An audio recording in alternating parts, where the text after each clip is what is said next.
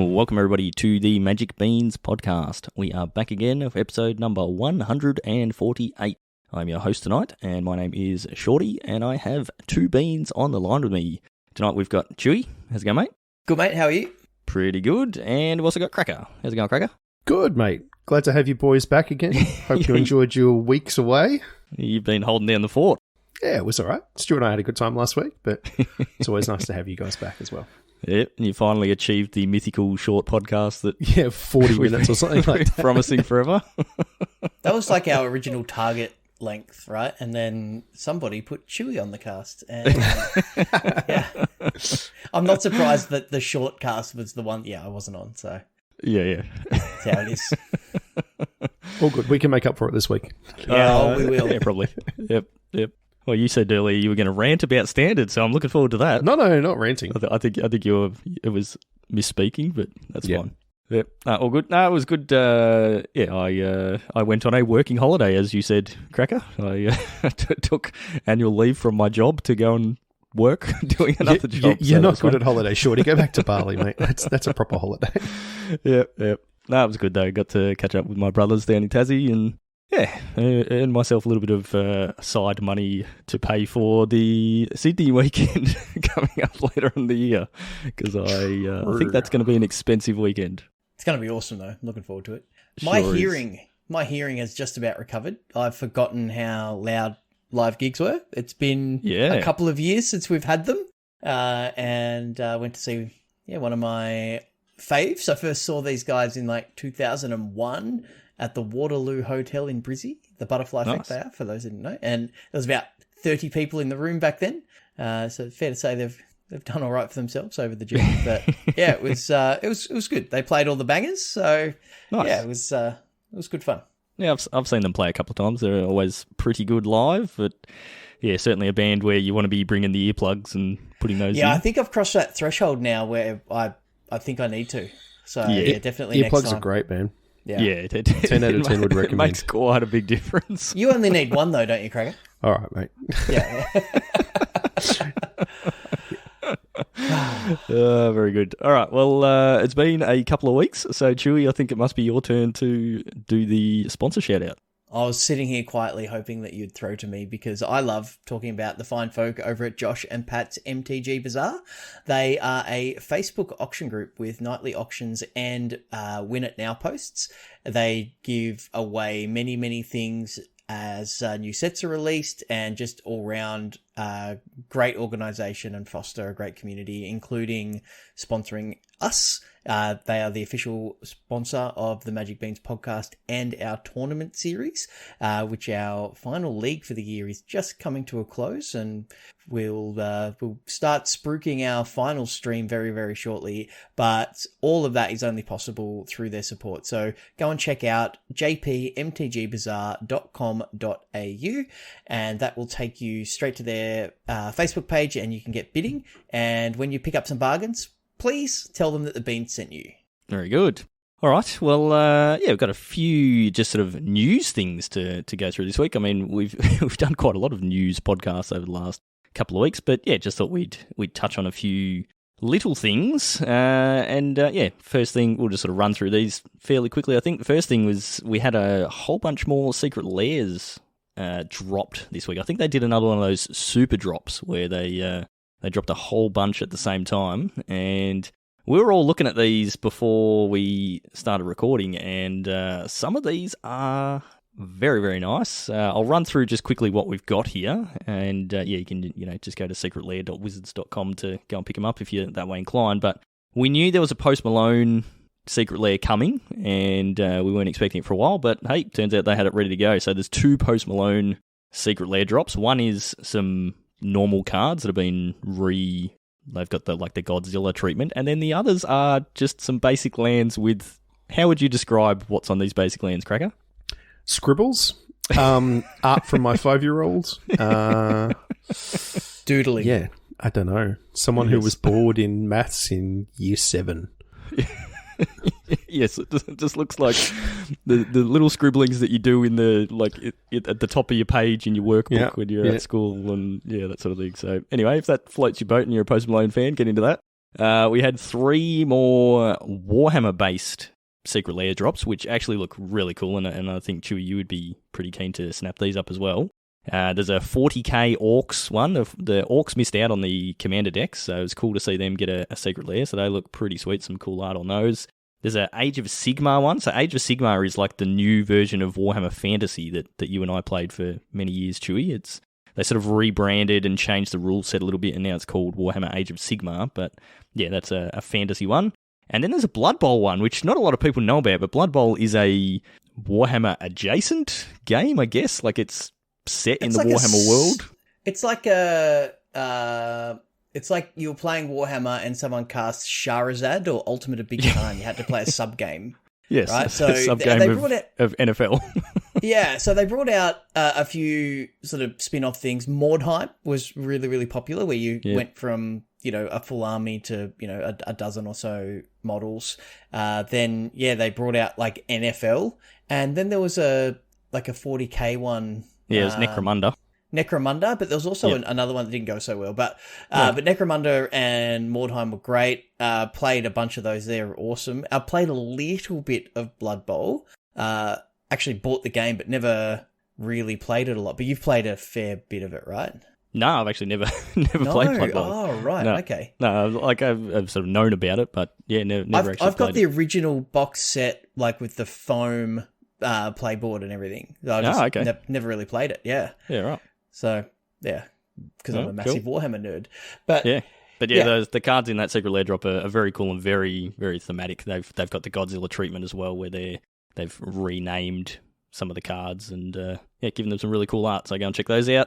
There is If Looks Could Kill, which is fashion models magic. It says when magic and fashion collide. So yeah, we've got some planeswalkers and some creatures with some interesting fashion artwork.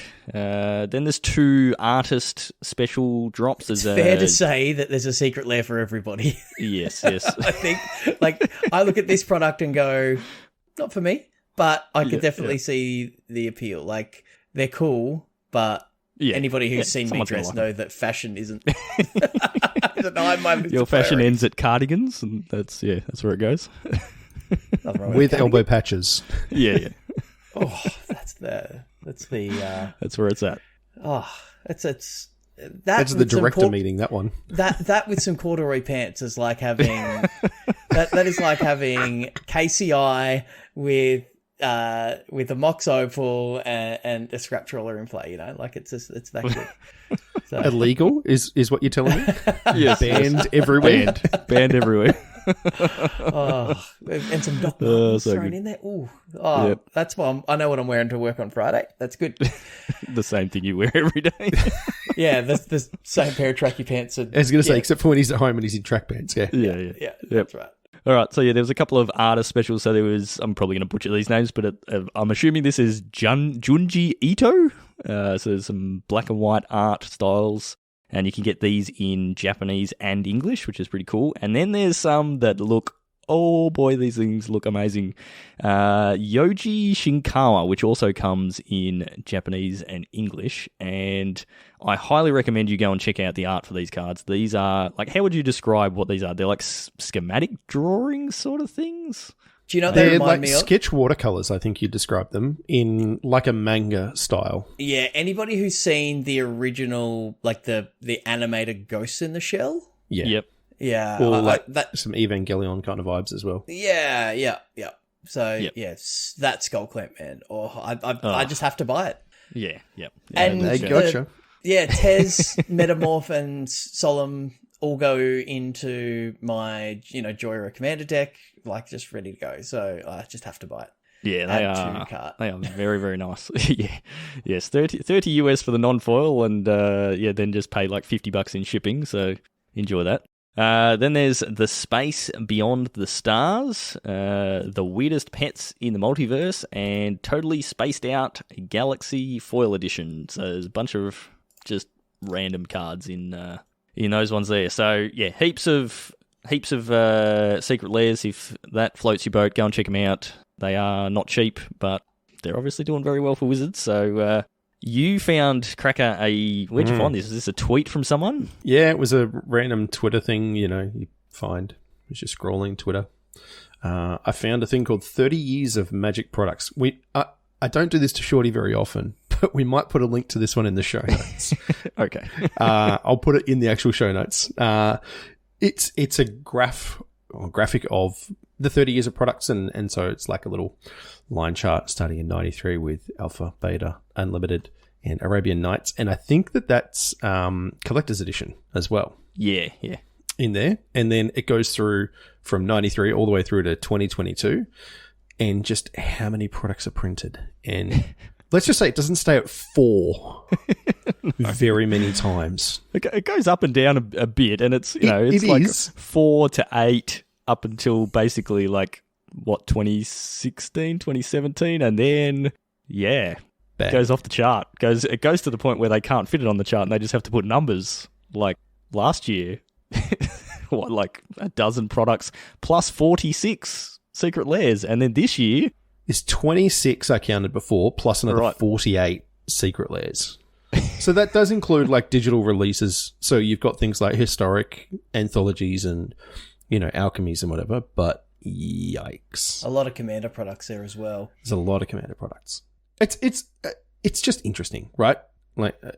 I'm not trying to prove a point or say anything with this. I just found it and I was like, wow, that's a lot of stuff. No wonder we have a hard time keeping up with everything that's coming out now. Yeah, it shows you possibly buy it all. No, it shows that it's as a brand, as an organization, they're doing well.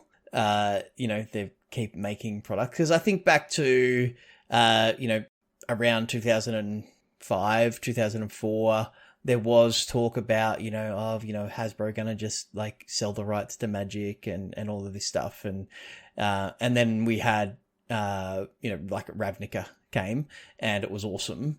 And then Time Spiral came and it kind of saved Magic from there. And then the Lorwyn sets and, it just got Magic then had this sort of second wind. It had this, dynasty. And then they just haven't let up. They just kept pumping out the products from there. So, but if you have a look, there's a lot on this curve. There was a lot of products, and then things started to slide, and then there was the mistake that was the Mirrodin block, and then Kamigawa wasn't very popular, and then along came Ravnica and kind of saved the day. But they just have not taken their foot off the gas. Have you seen the Fast and Furious movies where they have 11 million gears and then NOS? Because I feel like we're about to hit the NOS button. If we haven't already, yeah. Wow. Yeah, maybe that's what the secret layers is. They're just secret layers. Oh, you know what we're going to have then? We're going to have Secret Lair Family. And so... very good. But I will post the link for that in the show notes. So if you want to check out that graphic, it is quite interesting, because it is, it's a lot of products.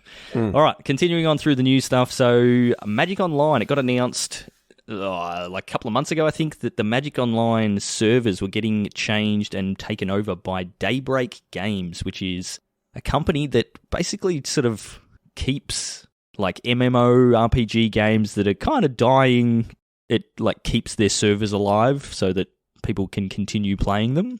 And people were like, "Oh, okay. So what does that mean? Magic Online's dying, and this is just it's in the hospital ward, and we're just kind of keeping it afloat, or what does it mean?" And apparently that's not what it means. Daybreak have come out and said that they will be continuing to make improvements, and new sets will continue to be added to the game and all that sort of stuff, but it's kind of pretty vague at the moment. Sounds like a data center move to me.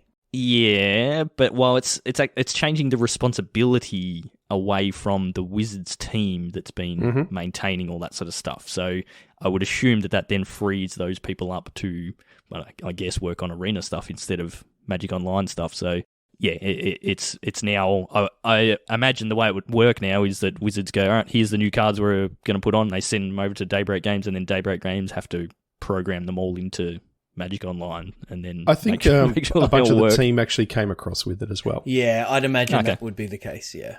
Yep. But yeah, so that happened this week, a couple of days ago, I think. So I haven't heard any news about whether that was successful or if there was any glitches or anything. Okay. What news have you got? Apparently it's worked really well. Yeah, I saw a few people tweeting today how fast it was launching, and instead of it being like 30 seconds to boot up, it was a couple of seconds, and just general speed improvements on being on newer hardware, I guess. So yeah, right. It's probably been running on the same hardware for the last 20 years or whatever.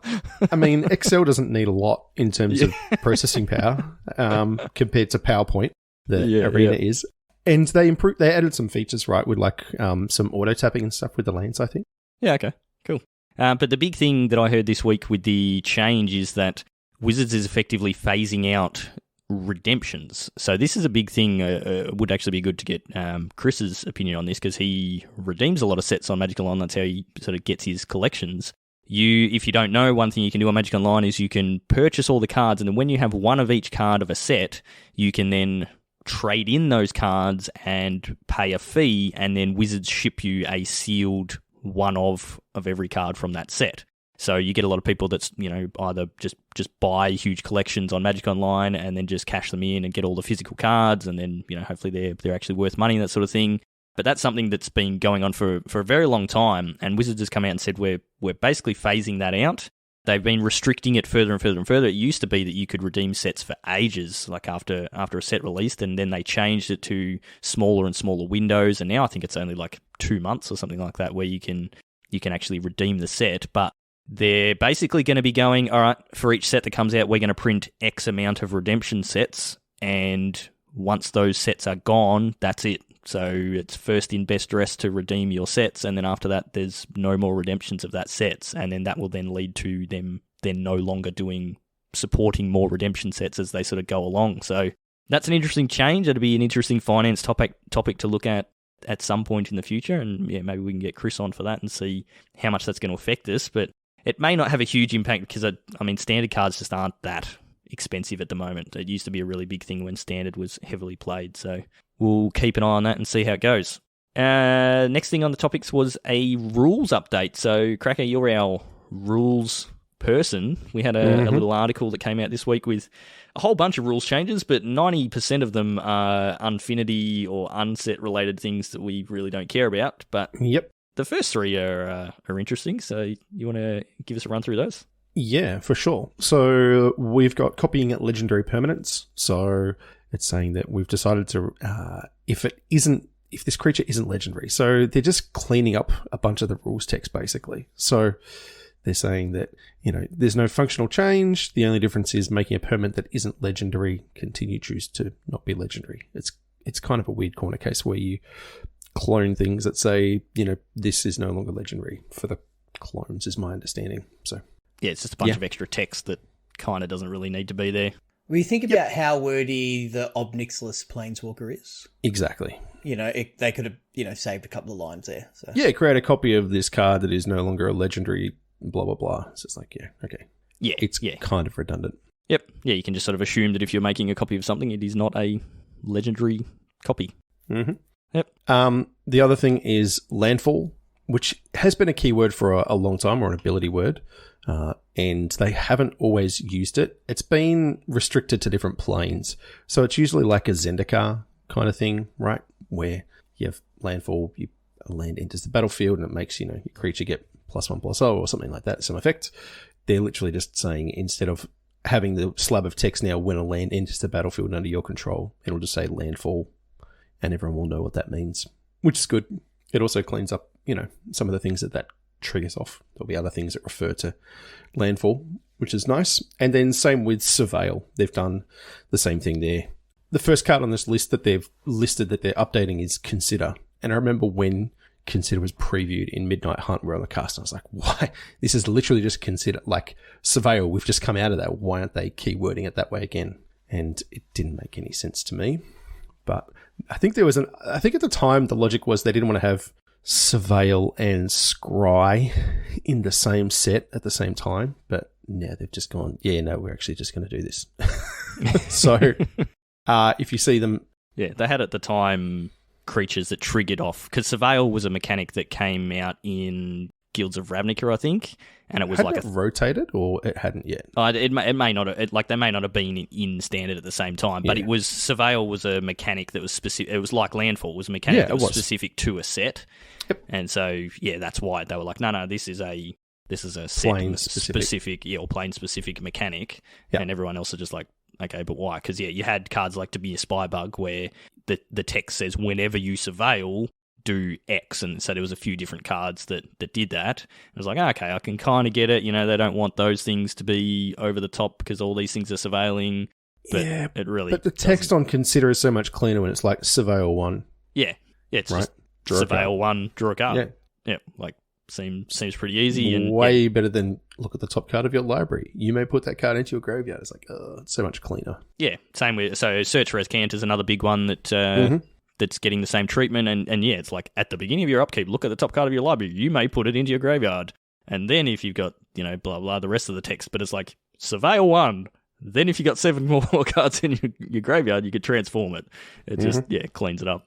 I do wonder when they do these sorts of things though. Is this them just going, we've got a ton of cards coming out in sets where we just don't have enough room in the text box to fit? So we need some keyword. We already had the wordiest set of all time. That we need a keyword. Accepted. Yeah. So let's keyword some of these things. That gives us an extra 2 lines that we can use, so that we can fit more text on here to do other things. So now it's going to be Surveil, then do 50 other things. Like looking back at the Magic Sets thing again, there's the link in the show notes. But attacking does not cause Sarah Angel to tap. Yes. Like. Vigilance. So they do this periodically, right? Yeah, it just makes sense. They do. Yeah. So I think that's fine. I think they missed the convert transform thing here, but we won't go over that ground again. But it's a. Are there any more that you can think of that they could give this treatment to? Do you think they've missed anything? I don't know. No. None that jumped to mind immediately. I think we're okay. I'm sure there's probably something. Yeah. I'd like to see something that a keyword for if you get this effect, this deals 1 damage to target player or to each opponent, that sort of thing. Because there's a lot of those effects, and Shorty, probably something you're familiar with. You tend to play those type of things. But there's the 1/3 guy. If you play an instant or sorcery, gets a. Oh, yeah, the one I'm playing at the moment in Standard, the Kessie thing. Yeah. I got it. I know what it's going to be. Ping 1. Ping 2. Oh, yeah, that would be great. Yeah. I mean, we got mill. Like, mill was... We did, it was a term that everyone just used, and it was all based off of millstone. And even other games use the term mill that they've stolen from Magic. But, yeah, who knows? Ping sounds a bit... No, it's not... But it is what you say, right? Ping you for Dome them for 1. Dome them. Yeah. Anyway, that's just a thought. That's just what comes to mind. But maybe that's too obscure. Like there's Landfall and Surveil are quite specific. So anyway, that's. But yeah, it's good when they make those changes. It doesn't often happen that they actually go back and update Oracle text for a lot of them. Usually they just sort of go, okay, now for this thing we're just going to use this keyword, and they don't make a big deal out of it. But yeah, it's good to see that they've actually made those changes. But it's everything, it's right up to like Urg Spawn of Turg is in the latest set, right? He's in Dominaria. So so that's great. Yep, cool. All right, and then the rest of those rule changes were random things we don't care about. So speaking of random things we don't care about, there is an arena open on this weekend, which is the usual, play and get X amount of wins and try and make day 2 and earn yourself some cash. And what format is it? It's Alchemy. Yay. All right, on to the next topic. Cool. So it'd be interesting to see how many people play that. I'm assuming because there's cash on the line, there will be a good turnout of people, but I'm certainly not lining up for that. Are you guys going to play? Not excited at all. Do not currently have an Alchemy deck built on Arena. Yeah. Trying to keep my all-time Alchemy record to 0. I think I'm doing pretty well on that one. Actually, I'm trying to think. Have I even played a game of Alchemy? I think I Cracker, did for like a midweek event Alchemy or something. Wow, Cracker. What a record. That's my statement. I'm going to go with it. Yeah. So good. Yeah, that's definitely what that means. Standard's a decent format though, Shorty. Yes, it is. Well, apparently it is. But yeah, we're going to have a bit more of a talk about standard. So, Chewy, this is sort of a topic we've had in the show notes actually for a few weeks. This sort of this is something idea that of things to talk about. So, yeah, we had to talk about this leading up to rotation, and there was a lot happening in Magic at the time around rotation because we got rotation, and then like Brothers War preview started like about 7 seconds later, but it's. With the banning of Meat Hook, it seems like, it's a pretty good time to kind of circle back on it. And we just wanted to talk about, deciding what deck to play after some sort of a shake-up of a metagame. And we're going to talk about Standard and today's Standard specifically. But, a lot of what we'll talk about applies to sort of any format whenever there's a shake-up. Like Modern, when they release another Modern set, like a Horizon set, or that's when that happens. It's easy. You just buy all the cards from the brand new set because they're all going to be way more powerful than the last one. So away you go. Very true.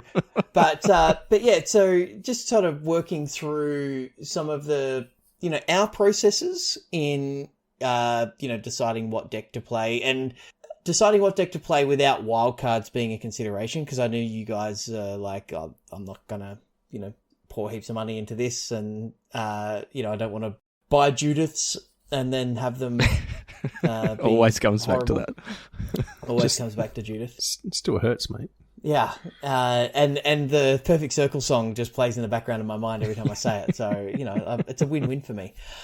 So it was one of those things about just helping people decide. I don't think we really give people specific advice saying you should play this deck, but some things to like consider and how we arrived at the decks that we're playing currently in Standard, and what we think they are good at or what they're doing in the meta that warrants playing them. So the first thing is kind of understanding what the format looks like, and that is like, what am I playing against? What is the meta? What are the pillars of the format? And today there's a whole bunch of, really great tools, like with Untapped as being the arena plugin. And there's a lot of things that come out of major tournaments. Like, people like consuming information now, and it's really readily available. So you don't have to go too far to find that. And as of today, if you look at the popularity on the arena ladder, like 18.5% of people are playing Esper mid-range. So you're going to play that like almost 1 in 5 matches. Is this best of 3 or best of 1? This is best of 3. Cool. So, yeah.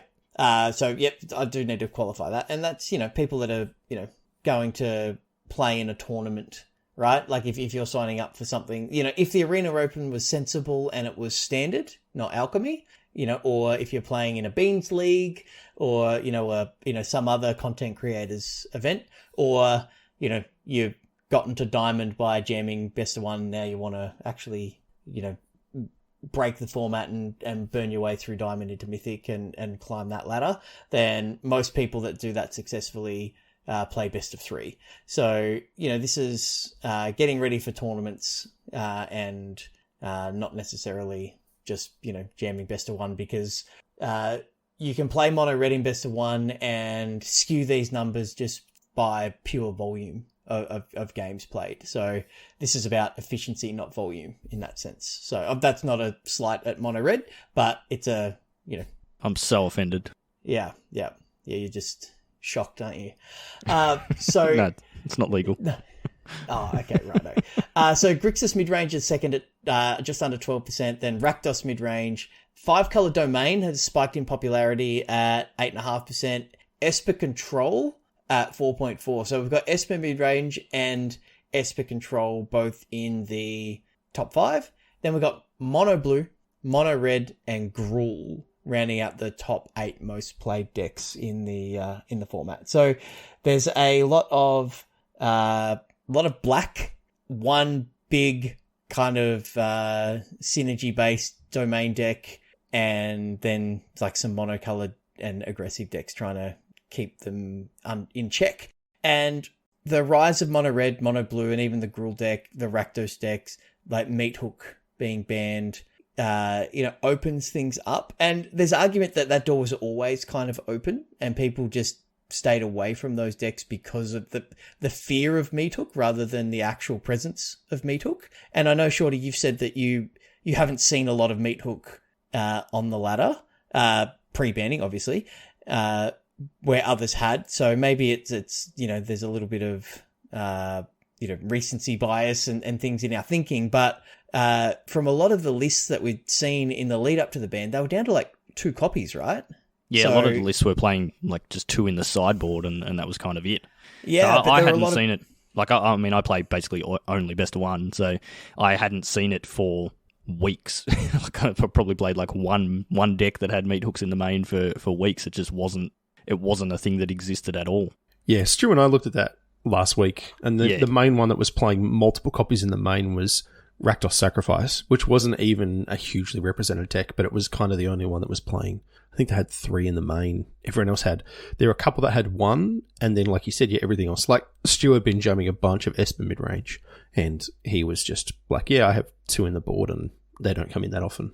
Yeah, so it's so I think like this is a slight tangent, but this is why we're doing this exercise. It's actually looking at the meta and not just playing the deck that you want to play or playing what is the best deck. Oh, this deck's got the best win rate, I'm going to play it, and that may be the solution. But it's always a good thought exercise to take a look at why you arrive at that deck. So if we look at all of these black decks and we look at the Esper decks and the 5C decks and things, that you can kind of go, okay, if people want to like muck around with 5-color domain stuff, that's going to take a bit of time to set up. So playing mono red or Gruul makes sense there, definitely.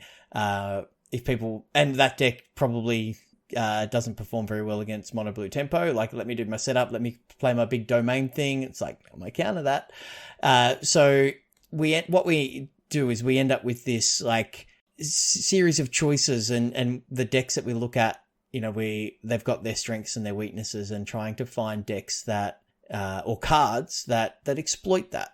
So what you want to do is like find some holes in the metagame, and these occur as formats kind of churn, right? That's a term that we hear a lot, like format churn. So if the mono red deck is playing a heap of games and doing really well, beating the 5-color deck, then if you played then say like Grixis or Esper mid-range, where you can gain some life and you've got lots of blockers and removal and things, then you're going to beat the mono red decks, where you might have a bad matchup against the 5C domain deck because you've made your deck a little slower, or you don't have the interaction that you need. So you end up with what we refer to as like a rock, paper, scissors format. And that is what I see in the current standard, where you've got things like your Esper and Grixis decks, your bigger decks like your 5C domain and your Esper, and then you've got your more linear decks like your mono blue, mono red, and Gruul. So that's like I don't know which one's the rock, the paper, and the scissors necessarily, but because the mono blue deck's not playing in Soul Artifact, so there's not technically scissors, but it's a finding when the right time to switch and identifying the right deck to play. So if everybody's just playing 5C domain because, that's getting really popular, what beats that? Because you're going to play on the ladder and you'll play the other decks, but, if you go, okay, I'm going to play that deck, X times out of every 10 games that I play, and I've got a really good matchup against that, how is that going to affect my win percentage versus, playing a different deck that's got a better matchup against, Grixis or Gruul? So it's a really interesting thought exercise. And it's just something that you guys do when you think about what decks to play, and not just standard in mind. You're thinking about, modern and things like that. What are your thoughts from a metagame perspective? Cracker. Pretty much that. I mean, it depends on where the churn is coming from. So looking at like Meathook as an example, where we've had a ban, you kind of have to look at what made the card be banned, right? Was it that it was just a strict outlier and its power level was just way too high and it just dragged everything along with it? Or like is it that it Looter was just... Scooter or Skullclamp in the past, right? Yeah. Yep. Yeah, I was thinking like recently, like Lurrus, for example. Those decks all got a pretty significant nerf when, the change happened there. There's been other things that are similar, but then if looking at that, and in this case, Meathook was the choice, but it wasn't necessarily like completely busted, right? It's a matter of understanding, well, what does the format look like after this, and should I just be playing these decks anyway? And I agree with what you're saying about trying to find holes and exploiting them in a game. There's a lot to be said for the machine that is just millions of games of Magic that get played. And as smart as you think you are, you're not smarter than the combined might of everyone who plays Magic, right? And the consensus that like top level people who, have been doing this for longer than you, or they have more time to dedicate it to than you do, right? Like you take a look at like Crokies, for example, right? Now he plays a different deck most days, and he just gets to spend all his time thinking about Magic and playing it, right? In Modern, there's like Aspiring Spike or Caleb Durwood. There's these people who they just get to live and breathe Magic, and they get to put it through this machine. And what comes out at the end of that is a lot of the time the correct answer. Now, format churn then, is great. Like we can kind of look at once the defined deck has come out and we go, all right, Esper midrange is the quote unquote best deck in standard at the moment. At that point, that's when I would look to attack it. But at the same time, sometimes that's just wrong, and you should just be accepting that is just the best deck. And, you should look at, the best way to play the best deck, I think. Yeah, and that kind of is a good segue to my next point there. But interested, Shorty, so I would tongue-in-cheek say that your approach to a metagame is, I'm going to try mono red and see if that's good enough, and if it's not, I'll add blue. Is that that's your MO, right? No, not at all. I do say that. Me, mate. Other way backwards. I play mono blue, and if that's not good enough, I look at adding red. Yeah. I think I start with the red and add the blue. You start with the blue and add the red. We both end up in the same spot. Exactly. Neither of us do any good. Yeah. Part of that is also like the constraints of wildcards. Like I know you're sort of talking about this from a perspective of ignore the wildcard factor or the money factor or anything like that.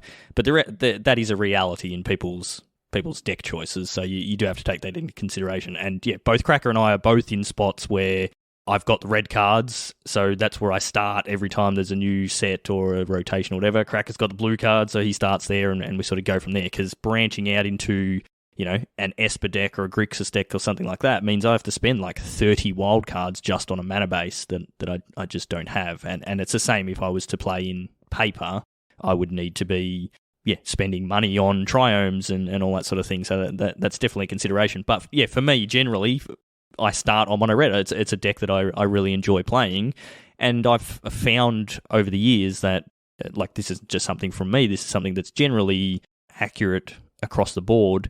In a brand new metagame where people don't know what to play, being the fast aggressive decks is kind of where you want to be. Unless there's something really obvious that, really obvious powerful synergy or something like that, and it just flat out beats small aggressive decks. Being aggressive is a good place to start. You don't often want to be playing, blue-white control in week one of a new format, because... Well, you don't know what you're controlling, Yeah, right? exactly. Yeah, so, you don't know what answers you need for what's happening in the metagame, so you're better off asking all the questions, and then people will figure out what to do. The difference with that, though, is what Cracker was saying about before. There is just so many games that get played so quickly on Arena that within 2 days... there is a defined metagame, and there is, this deck is performing really well, and we have access to that data. You can jump on Untapped and go, okay, well, what's the most winning deck today? What's the most popular deck today? And you can just sort of go from there, which is something we never had before. That is an opportunity for exploitation, though, because people jump on Untapped and they go, what is the most winningest deck? What is the most winningest card? And I'm going to play those. So what you end up with is people with 70 of the same 75, all like running into each other in the in the ladder. So what you can do is go, okay, I'm going to play Esper mid-range and I'm going to play against the mirror like 20% Yeah, you've got nearly 20% of the meta as Esper mid-range. Exactly. So 1 in 5 matches roughly, you're going to be playing against Esper mid-range. So there's an opportunity there to exploit that. How do I change my deck to beat the mirror? Yep. So, what cards come in? Do I want to play more counter magic? Do I want to play more hand disruption? Do I want to play more removal? Different answers based on different decks and things depending on what the sort of the top dog is. Yeah. But, and being the bigger mid-range deck, that makes sense. But then if people then go, okay, Esper's now getting more and more bigger, it's getting bigger and slower and turning more into Esper control, then it's time to jump onto mono red again. So this is about, not just necessarily picking a deck for a season and just playing it ad nauseum. It's about identifying, shifts and in the, not necessarily which is the best deck, but it's like, okay, people aren't playing Meat Hook anymore. Maybe I can be more aggressive. So, for example, I've been playing green-white enchantments, and I was absolutely crushing everybody until the black-based deck started playing Destroy Evil as a really cheap answer to either Leyline Binding or Sheldred. It also hits my Hallowed Hauntings. So my win rate, it flattened out, it plateaued because of the amount of people playing that. And then people kind of then started cutting their numbers down and moving to the more Esper answers, in more, counter magic for Sheldred or other answers. And then my win rate went up again. But in that time when it plateaued, I could have looked at something and gone, okay, this deck's taking a dip right now because of the prevalence of this one common. What can I do to beat that? And I could have played like a Gruul deck and just not had, had one enchantment in Commander Faces Karkazan and no creatures with toughness 4, and then they've just got a dead card, right? So there's ways to, exploit it within the metagame, not just at which deck do I play level, but what type of cards do I play? What cards do I play? Well, you're also talking about pivoting like week to week based on what you're seeing. Yeah, or preparing for a specific tournament. Like, what deck do I play in this that's tournament? what I mean. Yeah.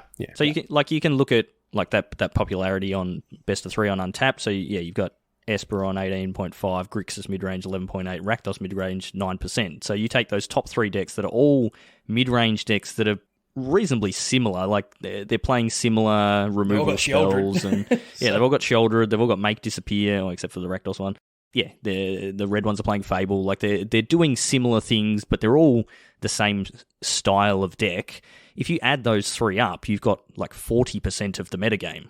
So you can go, okay, well, if I jump on best of 3 ladder today, 40% of the time I'm going to play against one of these 3 mid-range decks. What's the deck to beat those? And yeah, maybe it is Gruul, or maybe it is enchantments or something like that. And that's having a bit more knowledge in the format, or having podcasts to listen to, things like that where people will actually tell you what decks to play or what decks beat what, can be quite helpful. But there's heaps of tools out there. Untapped gives you, if you've got the premium version, which Chewy has, it gives you the win percentages of this deck versus this deck and things like that. So yeah, if you look at the meta and go, this is what I'm going to be playing today, or this is what's popular this week, well, okay, I'll make that switch. I'll play Gruul aggro, and I'll play that for the week, and then the next week the meta changes and the percentages change and it evens out, or mono blue starts to become the top deck or whatever, and then you go, okay, well, now I've got this deck that can beat those ones. So that point that you just made is exactly how I arrived at playing the green-white enchantments deck, because the Esper, Grixis, Rakdos decks out there all have a lot of trouble beating a resolved Hallowed Haunting. And yes, it's a 4-mana enchantment that I have to play, but I know that is my most important card. So I'm going to play my games with resolving that as my priority. Because I know once I've got that to stick, I can snowball and beat them. The Esper deck can, throw a spanner in the works with things like Farewell, but, sometimes I would sit down to play some modern with Affinity, and someone would just turn to Stony Silence me, and sometimes that happens. Silver bullets exist. Sometimes people play Chalice on 0. Sometimes people play Hercule's Recall in the main deck. And Yeah, that too. That too. Polywaffle. But luckily those people are very, very rare, and people are generally better humans than that. But I'm kidding, Polywaffle. I love you. Yes, that there are outliers, absolutely. But I found that if I resolve a Hallowed Haunting against any of those 3 decks that are listed here, they're the games that I most often win. So it's and then you look at the rest of the metagame and you go like, okay, Esper Control and 5C Domain, a bit rough. Mono Blue, I think I've got like a 45% win rate, but I'm positive then against Mono Red and Gruul because I've got like Catildas, like giant life linkers and things, and I can kind of outgrind them and gain enough life and then eventually take over. And I did that on stream against Pijor this week, where he got me down quite low, but then I was just able to kind of turn the corner. So that's how I arrived at Green White Enchantments. Am I recommending Green White Enchantments? A little bit, but I'm not saying it's the best deck and kind of the panacea for the format. But that is how I arrived at that particular deck to play in the current meta. So it's I could see playing the mirror and beating the mirror. I can see playing decks to get under them. I can see playing things like Rakdos midrange and having, being able to just outgrind and outcard advantage the control decks and things like that as well. Like, they're all viable strategies, but that's just the one that I chose. So that's and it's been working so far. So it's it had that one plateau, and I'm sure it'll have plateaus and dips, if I was to continue playing it. At the moment, I'm still enjoying it, but the mono blue deck, if we see the control decks and the domain decks go up in popularity, I've got my eye very closely on that as well. And I know that's a deck you've been playing, Cracker. So you would rather play against sort of a slower, one spell per turn deck than playing, against an aggressive red deck, right? Yeah, so I guess in league matches, I just played against J-Mud, and I was saying to you the other night, I just hard lose to Evolved Sleeper. Like, I just can't beat that card. Like, it's ridiculous. It's a 1-drop, so I have no chance to counter it. And then, like, it's just a inbuilt card advantage engine, or, it's a Death Toucher, and, like, it's just... He literally he played 2 of them on one turn and then just went, okay, what are you going to do? And I was like, well, I'm going to lose. Like, I can Fading Hope them, or I can, I can do something and like fire turn, but I just could not get couldn't get the deck underneath me to do what I wanted. Now, today, admittedly, I changed up the deck a bit in terms of the actual game plan, but I was playing against Lyndon, and he was on Esper Control. And like, it's such a different thing to play against when he's like, flash in a Wandering Emperor. I'm like, okay, I can like Spell Pierce it, or I can, he was trying to exile my attacking creature, and I could slip through space, and like, there's just so many different things that I can do where, yeah, exactly. Like, the decks that are playing like 1 or 2 things a turn, I was... It's like, do we have to ban Meat Hook? Like, I'm kind of happy when people tap out to do that against me. It doesn't work very well. So, like, I'm never sad to see that. So, yeah, but yeah, there's definitely pros and cons. And like, yeah, Mono Blue has at different times been like easily the best deck in Standard, and other times just stone unplayable. And it usually sits somewhere closer to that end of the spectrum. But if we see the mid-range decks at the top of the list here go bigger, to play more counter magic to beat the mirror, then like that opens the door. It does. It can just be hard. Like, each individual card does so much now in Standard, like just in Modern Magic. Like you just, the way that you would do well with Mono Blue was just to, play a threat, protect it, end of turn, play a card, draw a spell, and kind of just keep in front that way. But you're never kind of up a lot in resources. It walks a fine line, doesn't it? Yeah. Yeah, it does. Whereas if you just resolve a Titan, like, I just lose to that. Like, it's just, there's so much cardboard in that. And like, if you've in the Jund deck that's like buying it back and stuff, I just like, oh, there's a saga here that I didn't realize I had to counter because at the next turn it just reanimates this thing that you pitched to your Fable. And it's just like every card is kind of a must deal with threat. So I started this standard by going, I'm going to reanimate Titans and then copy them with Fable of the Mirror Breaker, and that's going to be super fun. But then like 40%, 50% of the decks in standard are all playing Graveyard Trespasser. And yeah, that's true. People have got some bravery about them by running reanimation into a format of Trespassers. Like it is, if it's not it'd be one of the most played cards, just on numbers in the format, right?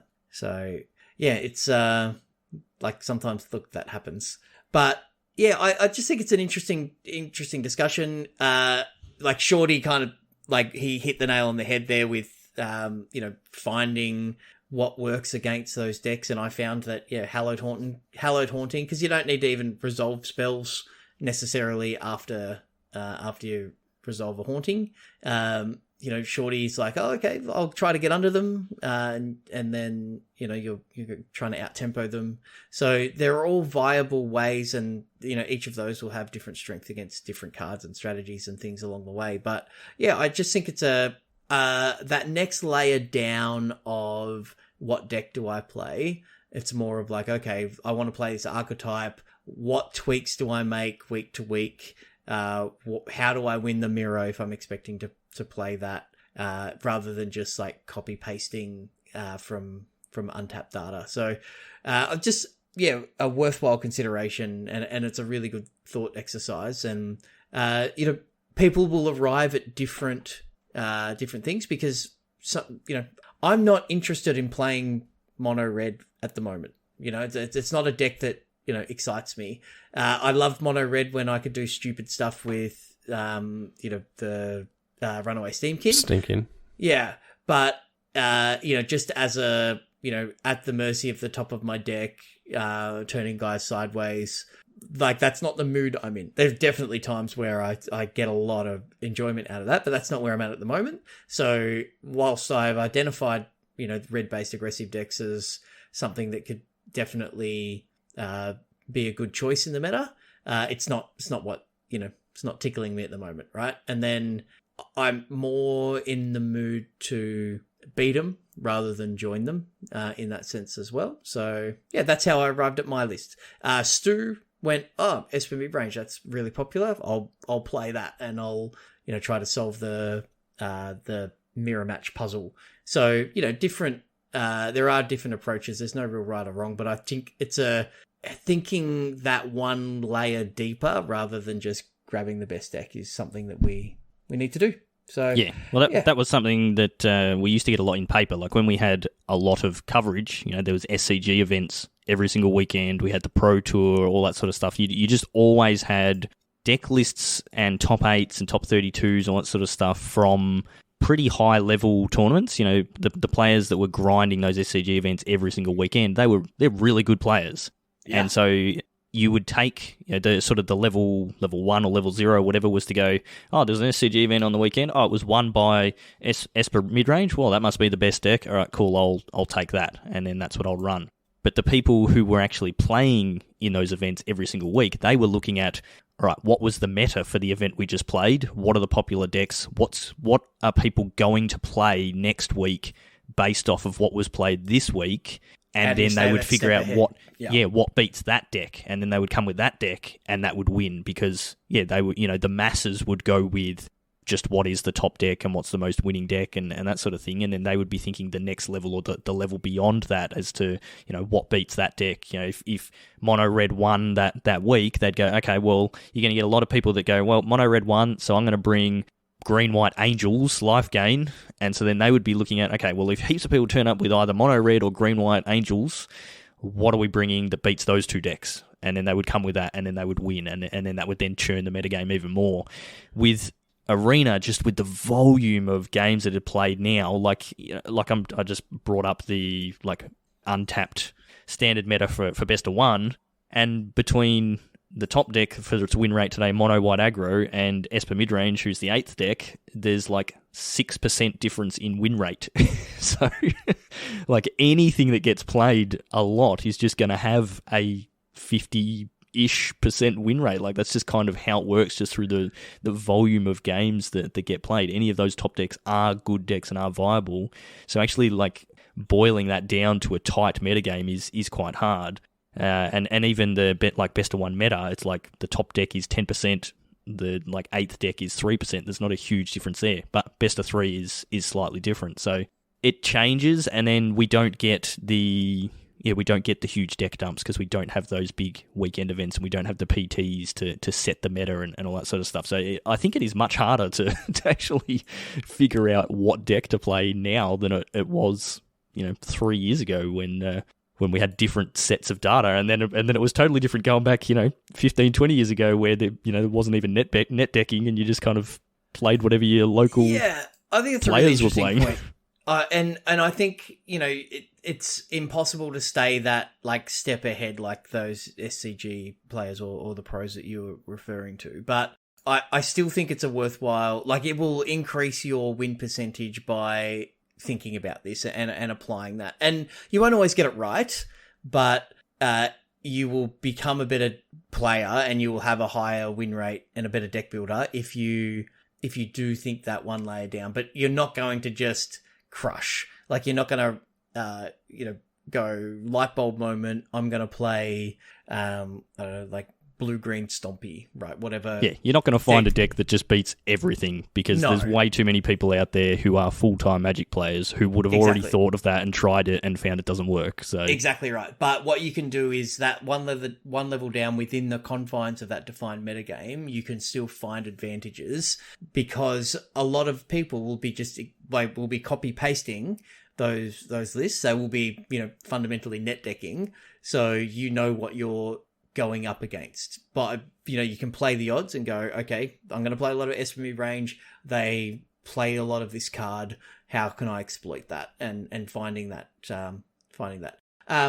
Last point for me is, if you are playing best of one, and there is a new meta or a shake up, and you alluded to this, Shorty, but I just want to reiterate, because it is really good advice, is just be aggressive, ask the question. And I can think of a dozen Pro Tours that are 2 weeks after a format is rotated. They're won by red based decks, aggressive decks, and then you look at the format a month later, and red's not even on the radar, but people are trying new things. You've got these unrefined lists, and people rock up with red decks, and in week one of the meta, then being as aggressive as possible. And as I said earlier as well, aggressive games tend to be faster, so you can play more games in the same amount of time. So even if your win rate's slightly slower, you're still going to progress in the same time. You may need more matches, but you're playing more matches in the same amount of time. So definitely recommend being aggressive. So any other thoughts on this topic? I think there's a lot to be said for just mastery as well. And like with the economy that Arena provides, just if you go, I am locked into Esper, like just knowing your game plan better than anyone else. And like the people that will chop and change, even though you might hop from the best deck to the best deck week to week, they don't have the games under their belt to play them optimally. So you can play a suboptimal deck at a higher percentage of skill level and still do really well with it. So, like lean into something that suits your play style and the way you like understanding it. Like I love Delver decks, and I feel like I played tonight, and with Delvers, it's just like, it felt like putting on comfortable shoes.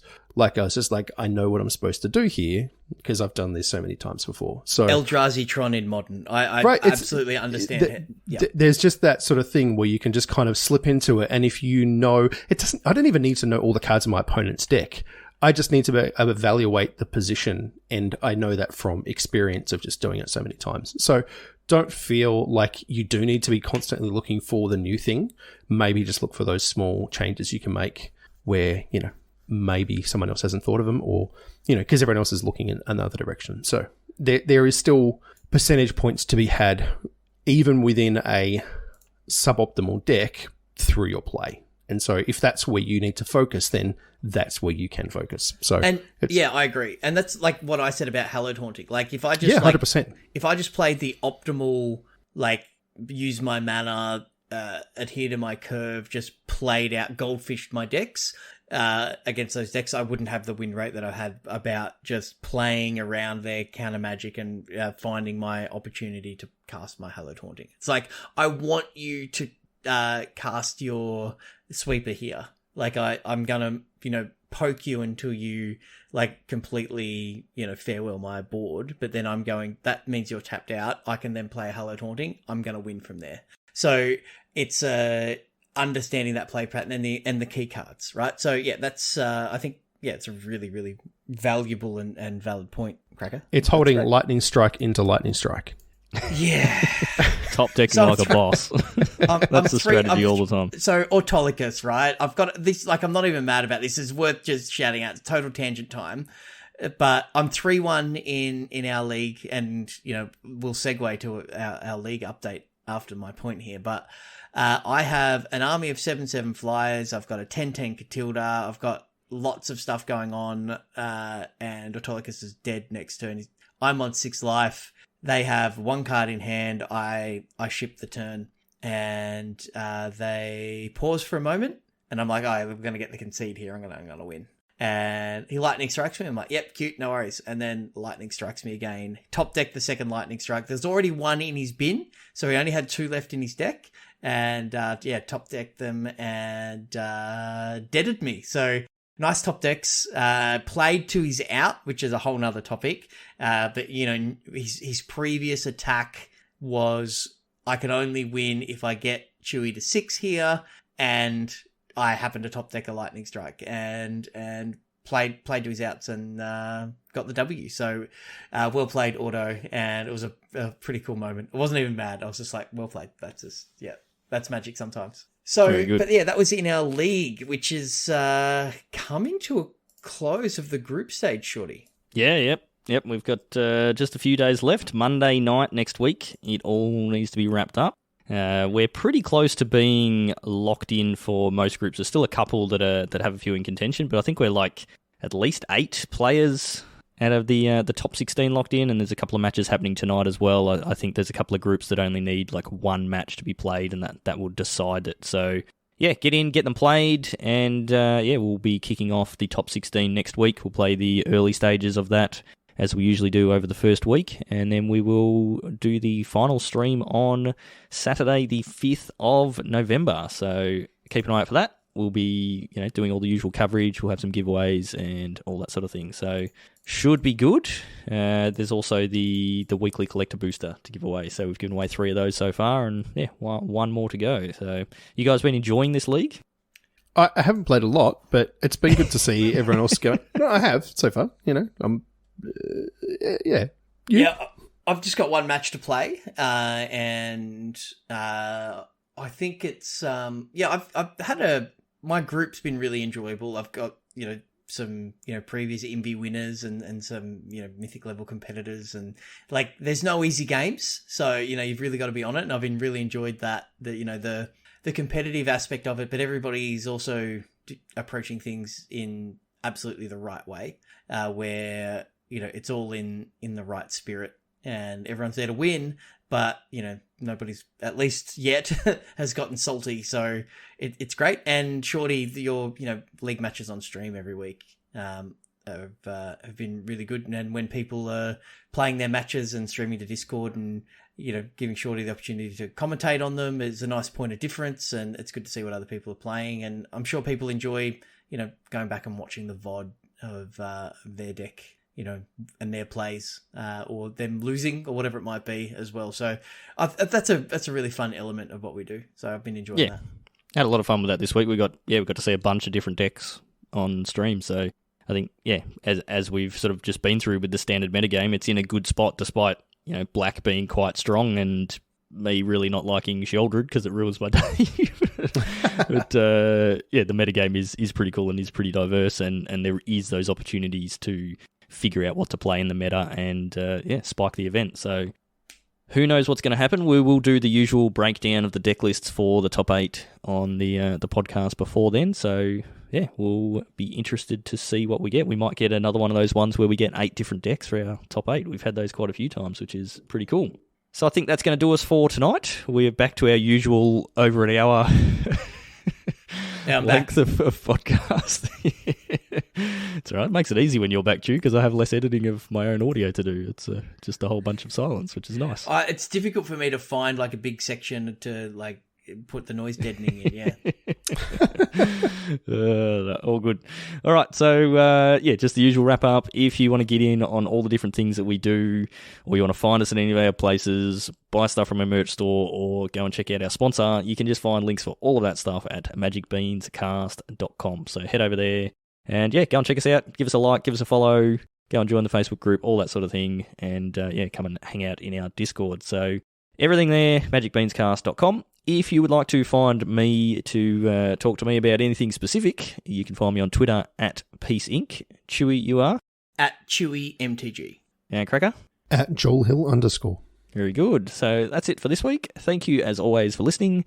Stay safe out there, and we will see you all next time.